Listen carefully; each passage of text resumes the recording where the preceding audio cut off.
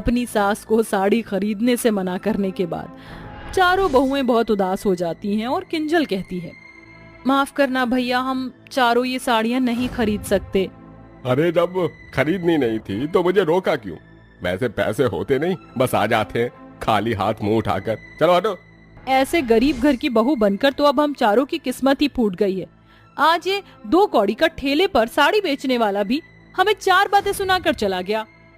अरे अपना खून जलाने से क्या होगा, अब कल देवर जी की शादी में हमको फटी पुरानी साड़ियां ही पहननी पड़ेंगी। कुछ सालों पहले सरिता ने अपने चारों बेटों संतोष, अखिलेश, प्रमोद और विनोद की शादी की थी और उसके घर 4 बहुआं। मगर परिवार की खुशियां शुरू होने के साथ ही खत्म हो गईं जब आलोक नाथ को हुए कैंसर की बीमारी से ठीक कराने में सारे पैसे लग गए और अब वो बच नहीं पाए। ऐसे हालातों में सरिता, उसके बेटे और उसकी चारों बहू को भरी गरीबी में गुजारा करना पड़ा। अगले दिन सरिता के सबसे छोटे बेटे बिट्टू की शादी गरीब सिमर से हो जाती है और चारों जेठानियां साथ मिलकर उसका स्वागत करती हैं। आइए देवरानी जी, हमारे इस छोटी सी टूटी फूटी झोपड़पट्टी वाले गरीब ससुराल में आपका स्वागत है। पायल का ऐसा कहना उसकी गरीब सास सरिता के दिल पर लगती है, जिसे उनकी गरीब देवरानी देख लेती है। जेठानी जी, तो क्या हुआ जो मेरा ससुराल छोटा है मगर यहाँ रहने वालों के दिल तो बड़े हैं, और वैसे भी घर ईंट पत्थर से नहीं बल्कि परिवार से बनता है। एकदम ठीक कहा तुमने सिमर। देखो अपनी देवरानी को और सीखो तुम चारों इससे कुछ। अगली सुबह ससुराल के पहले दिन सिमर सभी के लिए पहली रसोई में थोड़ी सी सूजी से ही हलवा बनाती है। माँ जी, मैंने आप सबके लिए हलवा बनाया है। जेठ जी और बिट्टू जी दिखाई नहीं दे रहे। देवरानी जी, हम चारों के पति और देवर जी सुबह ही सब्जी मंडी चले गए, आते होंगे। ये लो माँ, आज सब्जी मंडी में ढेर सारे कटे छटे आलू मिल गए तो ले आया। अच्छा किया संतोष बेटा, इससे सब्जी का जुगाड़ तो हो जाएगा। जो ही सब्जी के पैसे बचेंगे तो उससे थोड़ा राशन पानी भरवा लेंगे। संतोष जी, मैंने आपको कहा था ना कि मेरे लिए आते वक्त फली लेते आना। कितना मन था मेरा फली की सब्जी खाने का। आप लोगों से शादी करके हम चारों बहू की तो जिंदगी बर्बाद हो गई। इतने साल हो गए हमारी शादी को, एक साड़ी भी खरीदी नहीं। इस फटी चिटी साड़ी में ही गुजारा करना पड़ रहा है। सौम्या, तुम कहाँ की बात को कहाँ ले जा रही हो? हम भूखे प्यासे सुबह मंडी जाकर भारी भारी सब्जियों की बोरियां ढोते हैं। तुम चारों को क्या पता कि 2 वक्त की रोटी कैसे कमाई जाती है। रहने दे संतोष, ये हमें नहीं समझेगी। अखिलेश जी, आप कहना क्या चाहते हैं? अरे ये तो हम चारों हैं जो इस गरीब घर में रह गई, कोई और होती तो एडजस्ट नहीं करती। ऐसे ही दिन बीतते हैं और सिमर की चारों जेठानी हर कुछ दिन पर अपने गरीब पतियों से साड़ी खरीदने की जिद करती और झगड़ती। तभी एक रोज घर आते वक्त उनका एक्सीडेंट हो जाता है और उनके पैरों में बहुत चोट आती है। तुम चारों के रोज रोज के कलेश के चलते ही आज हमारा ये हाल हो गया। अब घर कैसे चलेगा? अपनी गलती हम पर मत थोपिए। आप चारों भाई जानबूझकर पैर तोड़कर बैठ गए हैं। जेठानी जी, जेठ जी, चुप हो जाइए। आप सभी भाइयों के ठीक हो जाने तक इस घर की जिम्मेदारी मैं उठाऊंगी। अगले दिन सिमर सुबह सब्जी मंडी में सफाई के लिए आती है, जहां पूरी मंडी में ढेर सारी सब्जियां फेंकी हुई थी। अरे ये पत्ते तो एकदम ताजा हरे हैं, जरा सुनिए भाई साहब, क्या ये मैं ले लूं? हाँ ले जाओ, वैसे भी ये पत्ते मेरे किसी भी काम के नहीं। और ये बंद गोभी, सलगम और ये पन्नी भरकर लाल मिर्च भी रखी हुई है, इसे भी ले जाओ। अब ग्राहक तो हरी मिर्च खरीदता है, लाल मिर्च को तो कोई पूछता ही नहीं। इससे भला किसी गरीब के ही काम आ जाए। बहुत बहुत शुक्रिया भाई साहब, एक बड़ी पन्नी मिल सकती है क्या? हाँ ये लो। गरीब देवरानी जल्दी जल्दी से उन सब्जियों के ताजा हरे पालक और गोभी के पत्तों के साथ सब्जियां भी घर ले आती है। भले मैं गरीब अपनी चारों जेठानियों के लिए साड़ी खरीद नहीं सकती, मगर इन सब्जियों से मैं उनके लिए सुंदर सी साड़ी बनाकर उन्हें थोड़ी खुशी तो दे सकती हूँ, क्योंकि उन्हें नहीं पता ना कि उनकी देवरानी को सिलाई आती है। सिमर घर आकर सब्जियों से साड़ियाँ सिलने बैठ जाती है। जेठानी जी, मुझे आप चारों से एक एक पुरानी साड़ी चाहिए, क्या आप मुझे दे सकती हैं? हाँ क्यों नहीं, वैसे भी इन फटी पुरानी साड़ियों में से एक कम हो जाएगी तो क्या ही चला जाएगा। ये लो। चारों अपनी एक एक फटी पुरानी साड़ियां लाकर अपनी देवरानी को देती हैं। इन सब्जियों की साड़ी बनाने में ये फटी पुरानी साड़ी मेरे बहुत काम आने वाली है।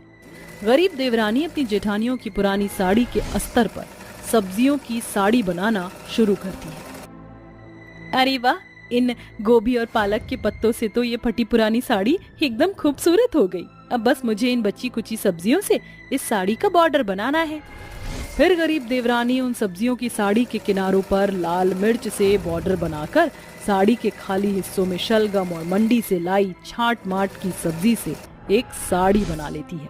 और इसी तरह से वह अपनी चारों जेठानियों के लिए सब्जियों की साड़ी बनाकर उन्हें गिफ्ट करती है। जेठानी जी, मेरे पास आप चारों के लिए एक तोहफा है। तोहफा? जब शादी के बाद इतने सालों में हमारी सास और पति हमें एक साड़ी ना दिला सके तो तुम क्या ही तोहफा दोगी? देवरानी जी, वैसे भी तुम खुद इतने गरीब घर से हो। तभी सिमर अपनी बनाई हुई सब्जियों की साड़ी अपनी चारों जेठानियों को देती है। ये लीजिए जेठानी जी, मैंने आप चारों के लिए साड़ी बनाई है। मेरे पास इतने पैसे तो नहीं थे कि मैं आप चारों के लिए दुकान से महंगी साड़ियाँ खरीद सकूं, मगर मुझे दर्जी का काम आता था तो इसीलिए मैंने सब्जियों से आप चारों के लिए ये साड़ियाँ बनाई हैं। अपनी देवरानी के मन में अपने लिए इतना प्यार भरा देखकर सिमर की चारों जेठानी की आंखों में आंसू आ जाते हैं। देवरानी जी, ये सब्जियों की साड़ी हमारे लिए दुकान से खरीदी हुई महंगी साड़ियों से कहीं ज्यादा अच्छी है। पता है क्यों? क्योंकि इसे हमारी प्यारी देवरानी ने बड़े ही प्यार से हमारे लिए बनाया है। सच में देवरानी जी, ये सब्जियों की साड़ी बहुत ही सुंदर है। हम चारों को माफ कर देना, हमने अपने पतियों के गुस्से में तुम्हें ही सुना दिया। कोई बात नहीं जेठानी जी, मुझे आप चारों की किसी बात का बुरा नहीं लगा। वैसे भी अपनों की बातों को कोई दिल पर थोड़ी लगाता है। मगर जेठानी जी, आप चारों भी खुद सोचिए, ये भी अकेले कितना कुछ करेंगे, घर चलाएंगे या फिर हमारी फरमाइश पूरी करेंगे। अब हम खुद के लिए खुद ही कुछ करेंगे। चारों जेठानियां अपनी देवरानी की बात को समझती हैं और धीरे धीरे सिमर की बनाई सब्जियों की साड़ी लड़कियों और औरतों में फैशन ट्रेंड बन जाता है, जिसे सब्जियों की साड़ी बनवाने के लिए सुमन के पास ऑर्डर आने लगते हैं, जिसमें चारों जेठानी भी उसकी मदद करती हैं। चंदा अपने तीनों बेटे अखिलेश, प्रमोद और सागर की शादी पूनम, आरती और कविता से करके उन्हें बहू बना लेती है। बहुओं, आज से इसे अपना ही घर समझो। इस कलश को गिराकर अंदर आ जाओ। तीनों बहुएं गृह प्रवेश करके अंदर आ जाती हैं और अपनी सास के पैर छूकर आशीर्वाद लेती हैं। जुग जुग जीती रहो, सदा सुहागन रहो बहू। मेरा ये घर इतना तो बड़ा नहीं, मगर आज से तुम तीनों इस घर की लक्ष्मी हो। चंदा के तीनों बेटे जैसे तैसे मजदूरी करके अपना घर चलाते हैं। वहीं तीनों बहुएं अपने पतियों की थोड़ी सी कमाई में ही गुजारा करने लगी। माँ जी, खाने में क्या बनाए?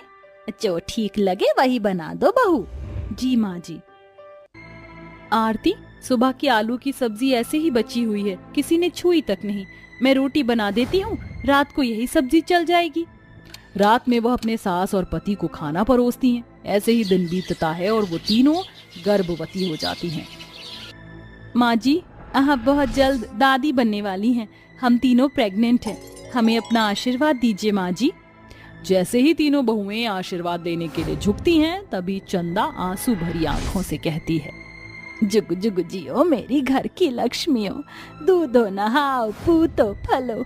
ऐसी हालत में तुम्हारा झुकना ठीक नहीं।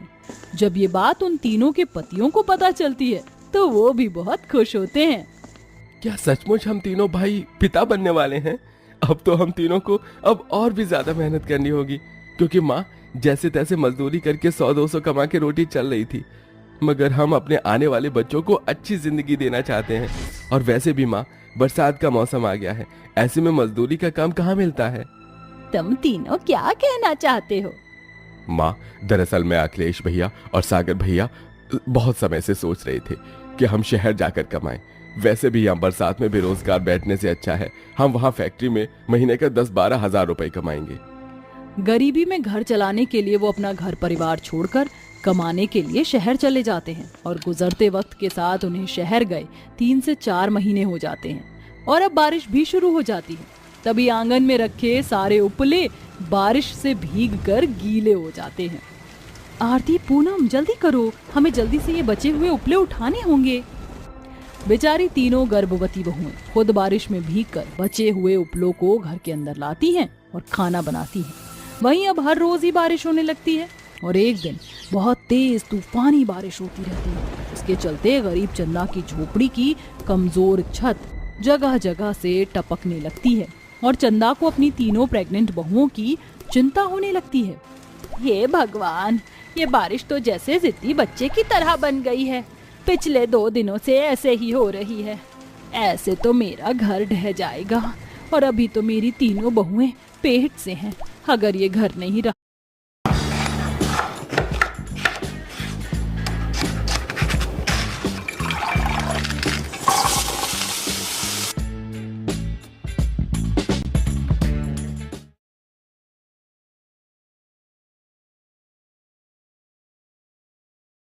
तो मैं अपनी तीनों बेचारी बहुओं को ऐसी हालत में लेकर कहाँ जाऊंगी। चिंता मत कीजिए माँ जी, ऊपर वाला इतना भी निर्दयी नहीं, देखना बारिश रुक जाएगी। पूनम अपनी सास को समझा तो रही होती है, मगर सच तो ये था कि बेघर हो जाने का डर उसे भी अंदर ही अंदर खाए जा रहा था। तभी छत का आधा हिस्सा टूटकर कविता पर गिर जाता है। बारिश का पानी घर में बहुत ही तेजी से भरने लगता है। वहीं कविता दर्द से रोने लगती है। आह, मेरा बच्चा, माँ जी मुझे बचाइए, इस घर की दीवारें किसी भी वक्त गिर सकती हैं। उठ कविता बहू। माँ जी मुझसे उठा नहीं जा रहा, बहुत दर्द हो रहा है। चंदा अपनी बहू कविता को अपनी पीठ पर लादकर आरती और पूनम को लेकर जैसे ही बाहर निकलती है, उसकी झोपड़ी ढहकर मलबा बन जाती है। गरीबी से झुंझलाकर चंदा भगवान को कोसती है। आखिर तूने हम गरीबों से हमारे सर की छत छीन ही ली, अब कहाँ जाऊं मैं अपने घर की लक्ष्मियों को लेकर। मत रोइए माँ जी, घर ही तो टूटा है, मगर सच तो ये है हमारे सर की छत और हमारी नींव आप हैं माँ जी।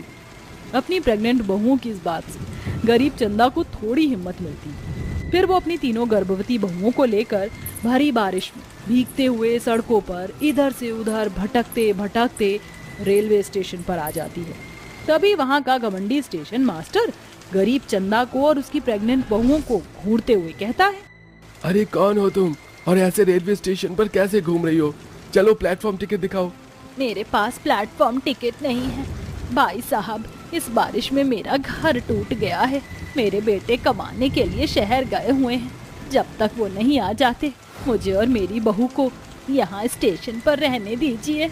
अगर तुम चारों को यहाँ रहने दिया ना तो फुटपाथ के सारे भिखारी भी यहाँ आकर जम जाएंगे। ये रेलवे स्टेशन का प्लेटफॉर्म है, फुटपाथ नहीं। चलो भागो यहाँ से। ऐसा करते हुए स्टेशन मास्टर चंदा को धक्का देकर भगाने लगता है। अरे आप इस तरह से हमारी माँ जी को धक्का मत दीजिए, हम जा रहे हैं।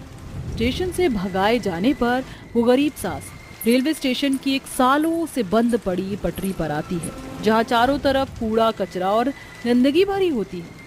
तभी चंदा को कचरे में पड़ा हुआ एक तिरपाल नजर आता है, जिसे वह पेड़ से बांध देती है और अपनी तीनों प्रेग्नेंट बहू के साथ वहीं रहने लगती है। जैसे तैसे सर पर छत तो आ गई।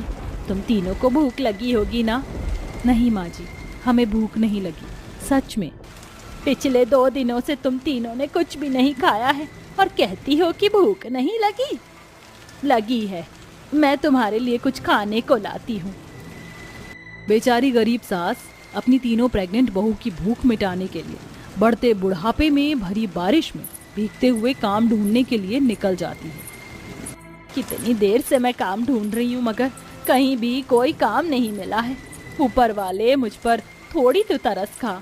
तभी अचानक से चंदा को सड़क पर चलते चलते कुछ गरीब बच्चे कचरा बीनते हुए दिखते हैं, जो बारिश से बचने के लिए सर पर बोरी ओढ़े हुए होते हैं। ए पकिया, वो देख वहाँ पर कितने सारे बोतल पड़े हुए हैं, चल चल कर उठा लेते हैं। हाँ चल जवन्नी। लाचार होकर वो गरीब सास बारिश में कचरा बीनकर भंगार की दुकान पर उसे बेचकर अपनी बहुओं के लिए जैसे तैसे थोड़ा खाना खरीद कर बारिश में भीगी हुई कपकपाती हुई आती है। देखो बहू, मैं तुम तीनों के लिए खाना ले आई हूँ, इसे खा लो। माँ जी, आपने भी सुबह से कुछ नहीं खाया होगा, आप थोड़ा खा लीजिए। अगर मैंने भी इस खाने में से खा लिया तो मेरी तीनों प्रेग्नेंट बहू को आधा पेट खाना पड़ेगा। नहीं, तुम तीनों खाओ बहू, मैंने डबल रोटी खरीद कर खा लिया था। अपनी प्रेग्नेंट बहुओं के ठीक से खाना खाने के लिए वो गरीब सास भूख मार कर रह जाती है। ऐसे ही समय बीतता है। बारिश के हर दिन बेचारी चंदा कचरा बीनकर अपनी प्रेग्नेंट बहुओं का पेट भरती है। अब तीनों को 8 से 9 महीने हो जाते हैं। वहीं तीनों के पति शहर से घर लौटने की तैयारी करते हैं। अखिलेश भैया, इस शहर में अब हम तीनों ने इतना पैसा तो कमा लिया है कि गांव में जाकर अपना कुछ कर सकते हैं। हाँ प्रमोद, अब घर चलते हैं। चंदा के तीनों बेटे ट्रेन में बैठकर